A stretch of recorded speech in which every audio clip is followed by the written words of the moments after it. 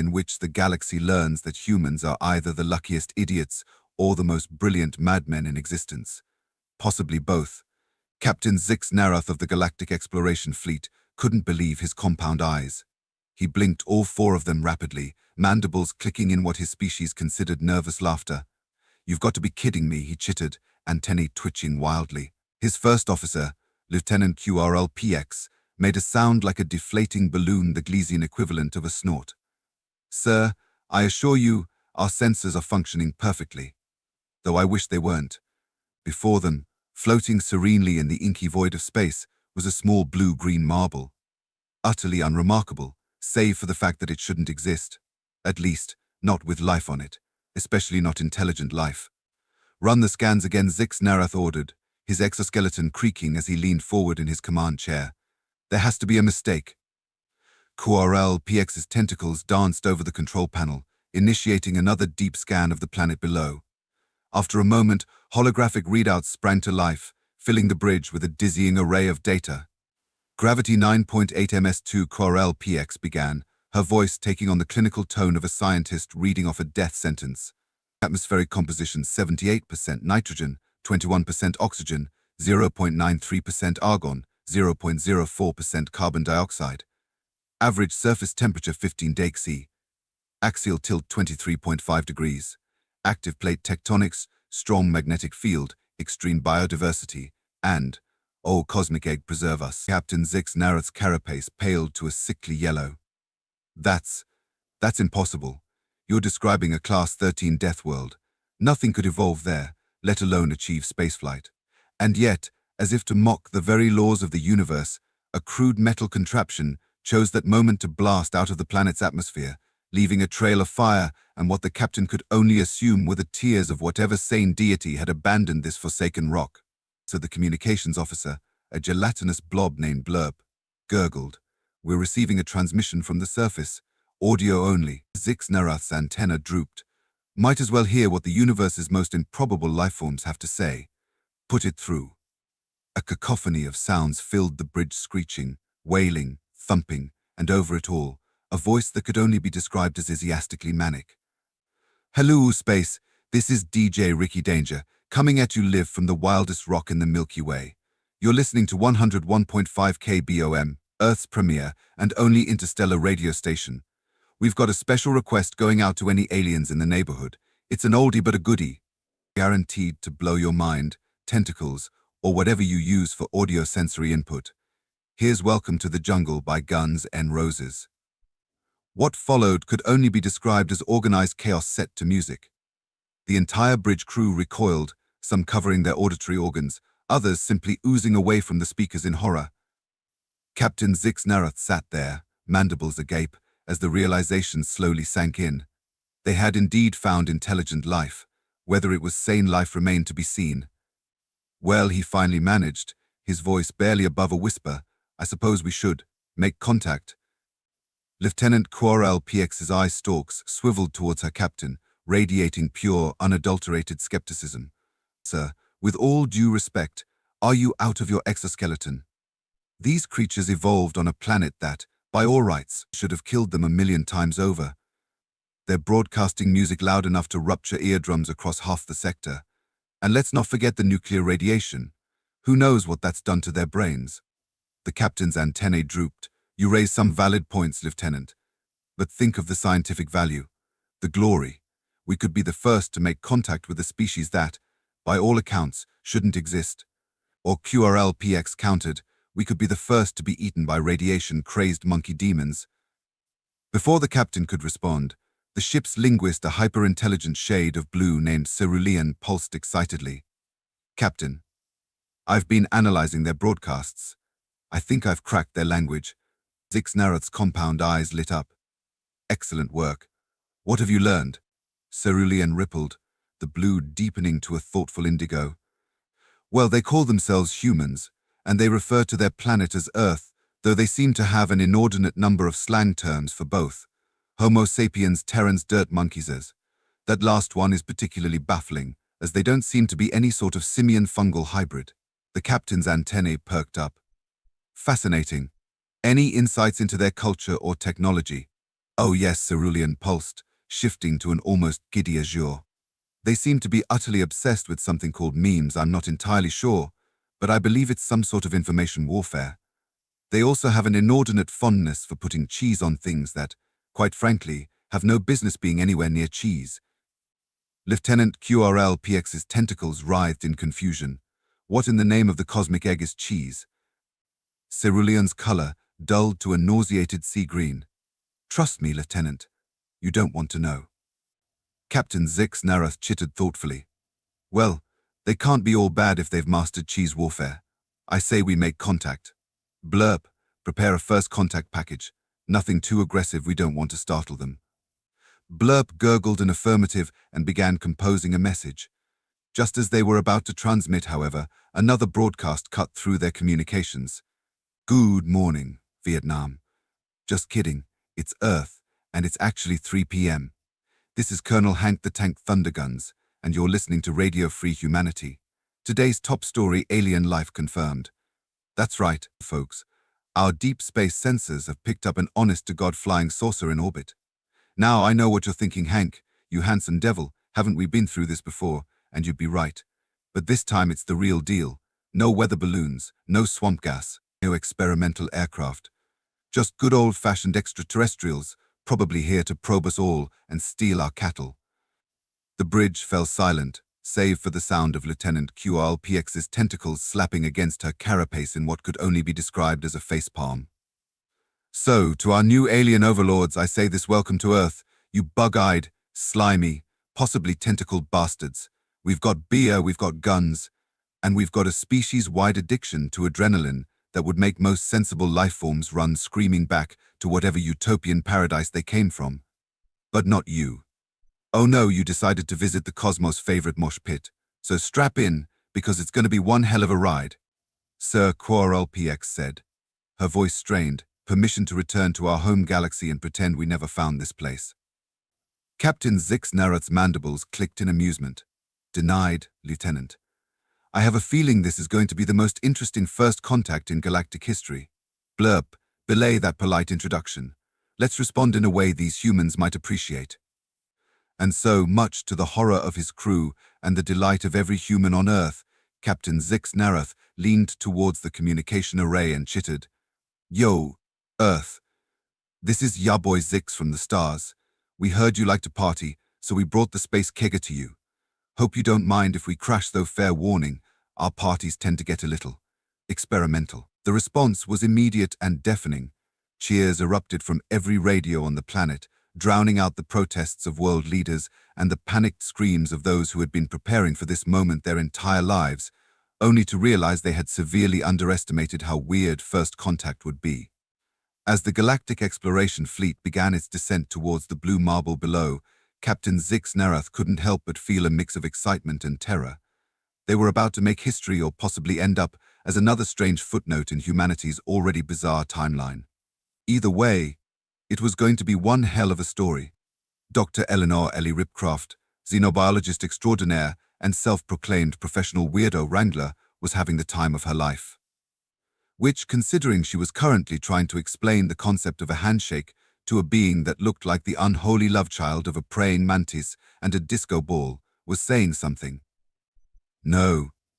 Captain Zix, she said, barely containing her laughter.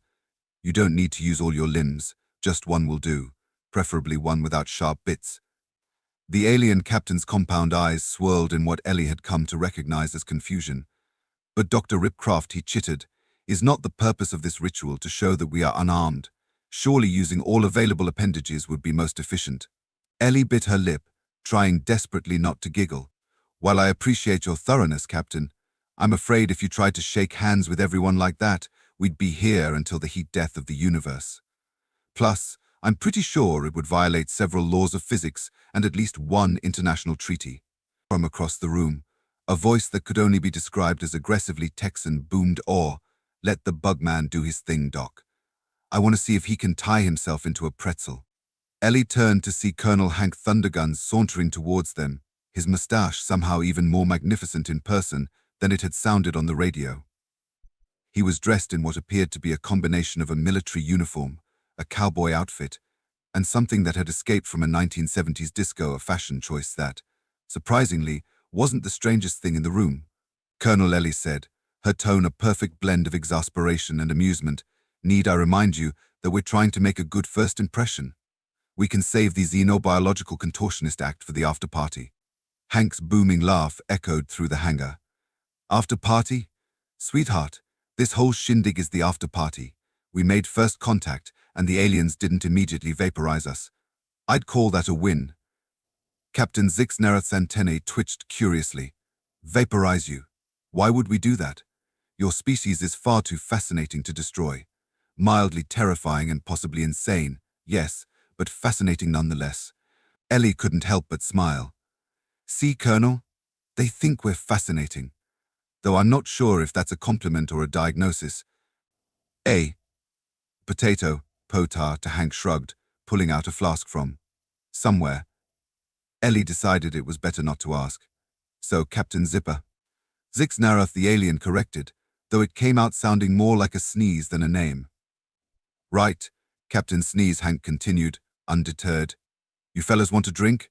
I've got some good old Tennessee whiskey that'll put hair on your, well, whatever it is you've got under that fancy spacesuit.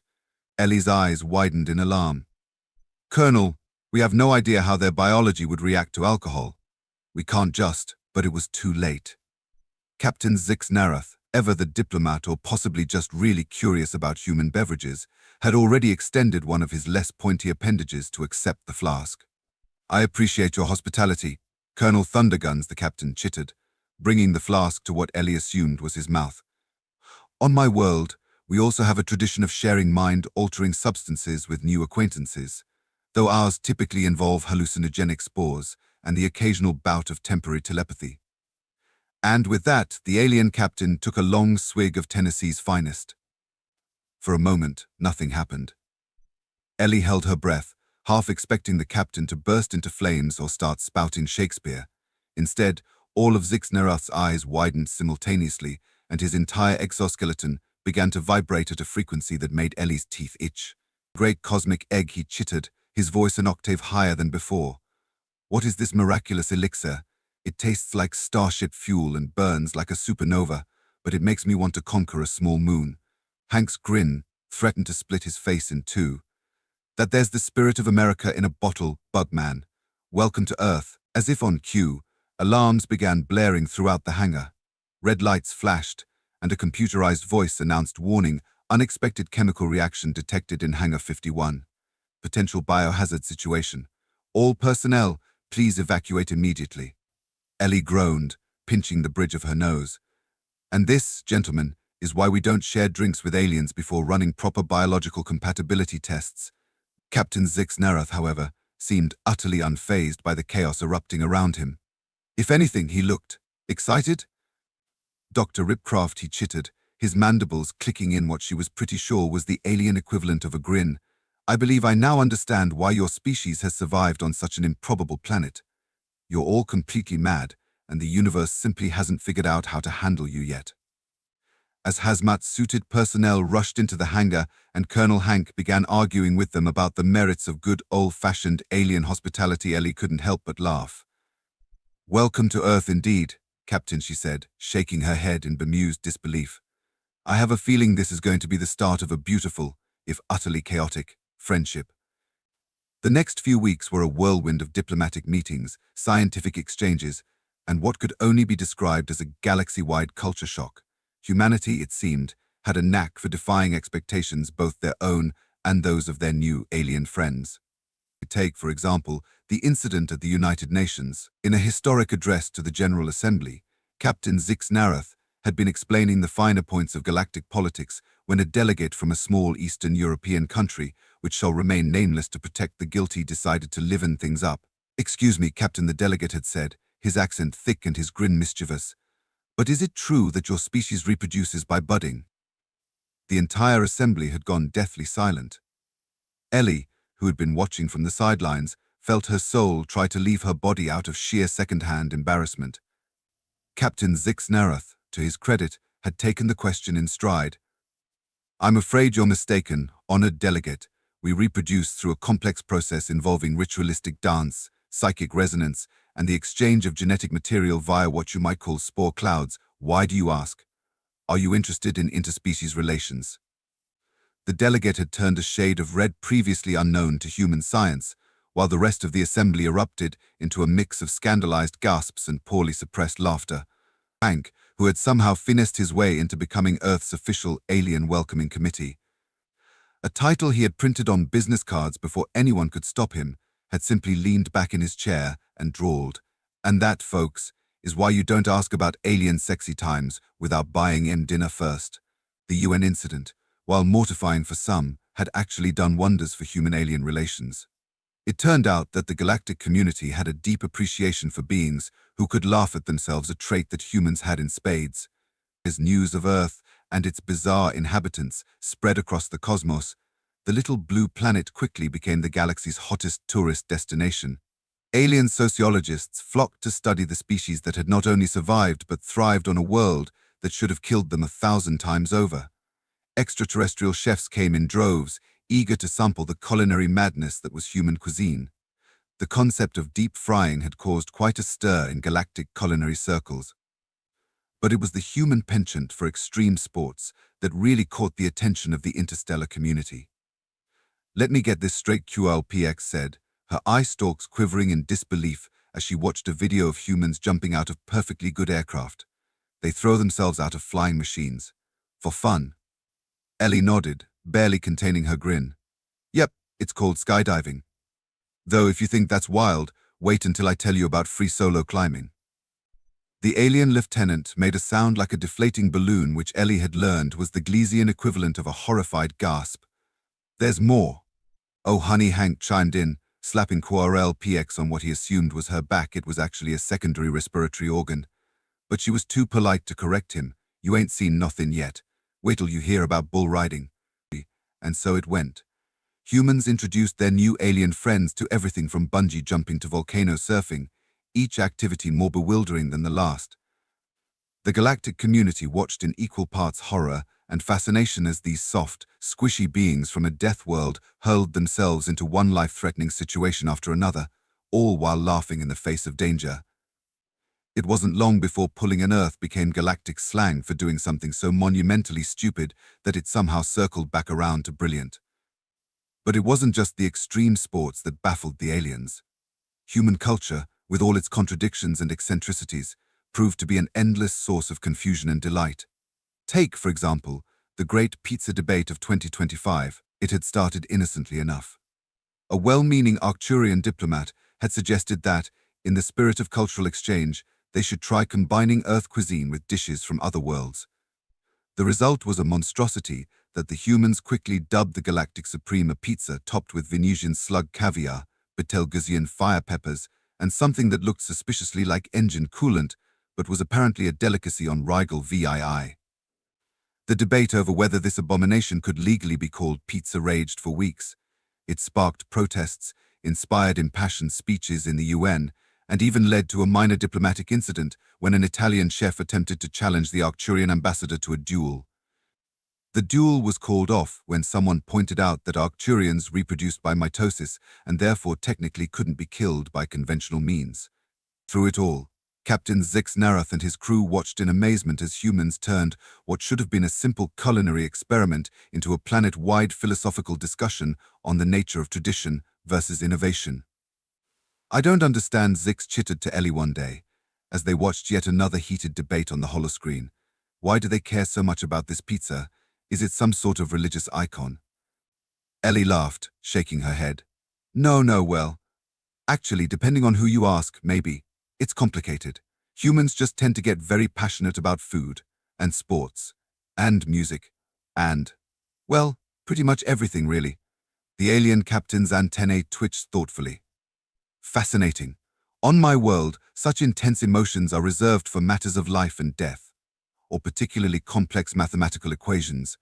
"Yeah, well, for humans, pizza is a matter of life and death," Hank chimed in, somehow materializing next to them with a slice of the controversial Galactic Supreme in hand.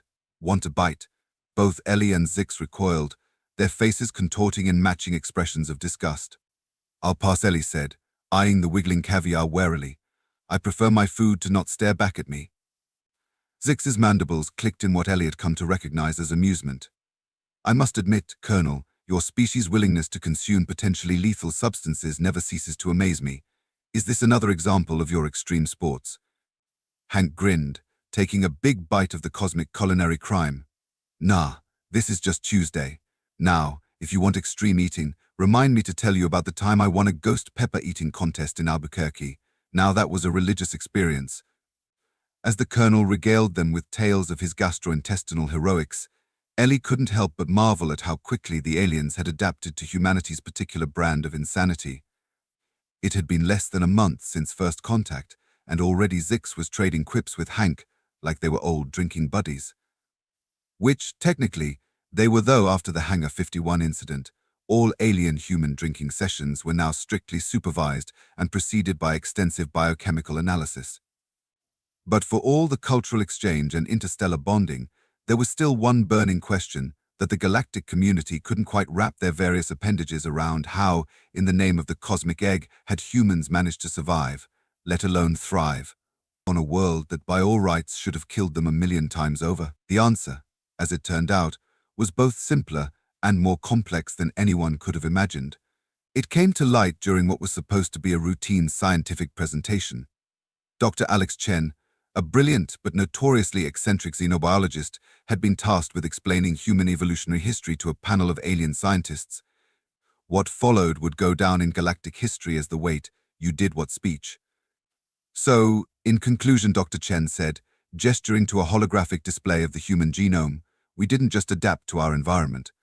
We basically told evolution to hold our beer and watched as it had an existential crisis. The alien scientists stared at her, their various sensory organs conveying a mix of confusion and dawning horror. The Syrian researcher, his fur standing on end, was the first to speak. Are you saying that your species intentionally exposed itself to mutagens for fun? Dr. Chen grinned, pushing her glasses up her nose. Oh yeah, we call it spicy food. You should try it sometime. Well, maybe not you specifically. I hear Syrians have sensitive digestive systems, but you get the idea. As a Proximan scientist, her tentacles writhing in agitation, chimed in. But what about the radiation? Surely you didn't? Sunbathing Dr. Chen exclaimed, as if it was the most natural thing in the world. Nothing like a little ultraviolet radiation to give you that healthy glow. Sure, it might cause cancer, but hey, that's what medical science is for, right? The room erupted into chaos, with alien scientists chittering, gurgling, and emitting various frequencies of distressed bioluminescence. Amid the uproar, Captain Zix Narath turned to Ellie, his compound eyes swirling with a mixture of awe and existential dread. Dr. Ripcrafty chittered softly, I believe I now understand why the universe has not yet figured out how to handle humanity. Ellie raised an eyebrow, a smirk playing at the corners of her mouth. Oh, do tell, Captain. Zix's antennae drooped slightly, giving him an almost comical air of defeat. You're not adapting to the universe, he said, his voice filled with a mix of admiration and fear. You're daring it to adapt to you. As Dr. Chen continued her presentation, cheerfully explaining how humans had turned their planet's most deadly features into extreme sports and culinary adventures, Ellie couldn't help but laugh. Welcome to Earth, Captain, she said, patting the alien on what she hoped was a comforting part of his exoskeleton. Where the planet's trying to kill us, we're kind of trying to kill ourselves, and somehow we're all having a great time doing it. Zix's mandibles clicked in what Ellie now recognized as a chuckle. I suppose there's only one thing left to say then. Oh, Ellie grinned, already guessing what was coming. The alien captain straightened up, his exoskeleton shimmering with what could only be described as mischievous glee. Pass the hot sauce, Doctor. I believe it's time I experienced this spicy food for myself. And as the room full of the galaxy's brightest minds devolved into a heated debate about the merits of intentional genetic mutation via capsaicin, Ellie couldn't help but think that maybe, just maybe, humanity's particular brand of madness was exactly what the universe needed. After all, in a cosmos full of deathworlds and eldritch horrors, sometimes you need a species crazy enough to look at it all and say, hold my beer. The Earth, it seemed, was not just a Class 13 deathworld. It was the universe's own cosmic comedy club, and humans were the stand-up acts that kept even the laws of physics in stitches. As news of humanity's bizarre evolutionary tactics spread across the galaxy, Earth quickly gained a new nickname among the interstellar community, the planet of why not. It was a title that humans embraced with characteristic enthusiasm, even going so far as to put it on t-shirts. The fact that they managed to make merchandise out of a potential galactic insult only served to further baffle and impress their alien visitors. But perhaps the most profound impact of humanity's introduction to the galactic stage came in the form of a simple question, one that would reshape the very foundations of interstellar society. It happened during a high-level diplomatic meeting between Earth's representatives and the Galactic Council. The topic at hand was humanity's potential membership in the interstellar community, and things were not going well. With all due respect, the Aldebaran delegate gurgled, his gelatinous form quivering with barely contained frustration, we simply cannot ignore the fact that humans come from a Class 13 Deathworld. The potential risks to other species are incalculable. The Betelgeusean representative, a being of pure energy contained within a shimmering force field, pulsed in agreement. Indeed, humans have shown a disturbing tendency to, what's the phrase, poke the bear. We cannot in good conscience allow such a volatile species free rein in the galaxy. The room buzzed with murmurs of assent, and for a moment, it seemed as though Earth's bid for galactic citizenship was doomed. But then Hank Thunderguns, who had somehow finagled his way into being part of Earth's official diplomatic corps, a decision that had caused no small amount of ulcers among the more traditional politicians, stood up. Now hold on just a gosh darn minute, he drawled, his mustache bristling with indignation. Why all are sitting here, fretting about how dangerous we humans are, how we come from a world that should have killed us 1,000,000 times over? But has anyone bothered to ask why we're still kicking? The room fell silent, every alien eye, optical sensor, and sensory tendril fixed on the colorful human. Hank grinned, knowing he had their attention. It's 'cause we don't know when to quit. Sure, our world's been trying to kill us since day one. But instead of laying down and dying, we looked at all that danger and said, "Yeehaw, that looks like fun." He paused, letting his words sink in. Now, I ain't no philosopher, but it seems to me that the universe could use a little more of that spirit. So instead of asking whether it's safe to let us humans into your fancy galactic club, maybe you should be asking yourselves this. Hank leaned forward, his voice dropping to a stage whisper that somehow managed to carry to every corner of the vast chamber. What if the rest of the galaxy is a Class 13 Deathworld, and why all just ain't been living right? The silence that followed was so profound that you could have heard a pin drop or, in this case, the sound of several thousand alien jaws or their equivalent hitting the floor. It was a question that had never been asked before, a perspective so uniquely human that it shook the very foundations of galactic society. In that moment, every being in that room was forced to confront a possibility they had never considered. What if the humans, with their death-defying antics and their hold-my-beer approach to cosmic horrors, weren't insane? What if they were the ones who had figured out how to truly live in a universe that was inherently hostile? As the implications of Hank's words rippled through the assembly, Captain Zix Narath turned to Ellie, his compound eyes swirling with a mixture of awe and existential recalibration. "Dr. Ripcraft," he chittered softly, "I believe your Colonel Thunderguns has just redefined the entire concept of galactic colonization." Ellie grinned, barely containing her laughter. "Oh, honey," she said, patting the alien captain on what she hoped was a comforting part of his exoskeleton, "he's redefined a lot more than that. I think Hank just gave the entire universe an existential crisis." And as the Galactic Council devolved into a cacophony of excited chittering, gurgling, and bioluminescent flashing, Earth's delegation sat back and watched with matching expressions of bemused pride. They had come to the stars expecting to find wonders beyond their wildest dreams. Instead, they had found a galaxy full of beings who had never learned to truly appreciate the wild, wonderful insanity of existence. Well, humanity was more than happy to teach them. After all, if the whole universe was a Class 13 Deathworld, then who better to show everyone how to live in it than the species that had turned surviving the impossible into an extreme sport? As the meeting adjourned, with promises of further discussions and potential joint adventure tourism initiatives, Ellie couldn't help but feel a swell of pride for her ridiculous, wonderful species. They had looked at a planet that wanted to kill them, shrugged, and decided to have a good time anyway. And now, it seemed, they were about to do the same thing to the entire galaxy. God help the universe. The humans had arrived, and they were ready to party.